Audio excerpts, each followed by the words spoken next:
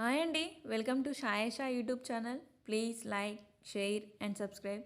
చిన్నప్పటి నుంచి ఇంటి దగ్గర అమ్మతో కలిసి ఉండి అమ్మ చేసి పెట్టిన వంటలు తిని ఈరోజు ఒంటరిగా ఉంటూ మనది మనం వండుకోవాలి తినాలి అంటే ఏదోలా ఉంటుంది కదా. ఇంటి దగ్గర ఉన్నప్పుడు తెలియదండి అమ్మ విలువ, తన వంట విలువ. ఎప్పుడు ఏదో ఒక వంక పెడుతూనే ఉంటాం. ఇప్పుడేమో మాడిన కూరలు తినాల్సి వస్తుంది.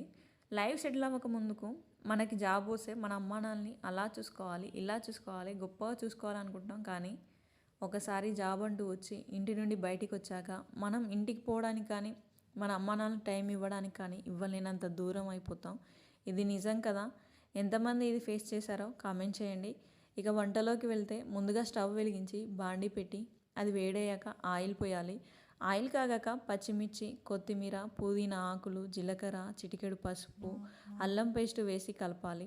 అల్లం పేస్టు పచ్చివాసన పోయాక ముందుగా తరిగి పెట్టుకున్న బెండకాయ ముక్కలను వేసి అవి కాస్త మగ్గాక తరిగిన టమాటాలు ముక్కలు వేసి కలిపి మూత పెట్టేసుకోవాలి. ఒక 5 నిమిషాల తర్వాత సరిపడా కారం వేసి కలపాలి. ఒక 2 నిమిషాలు మూత పెట్టేస్తే సరి మన బెండకాయ కర్రీ అనేది రెడీ అయిపోతుందండి. ఇంతే అండి. ఇంకా ఏమైనా మీకు రెసిపీస్ కావాలంటే కామెంట్ చేయండి.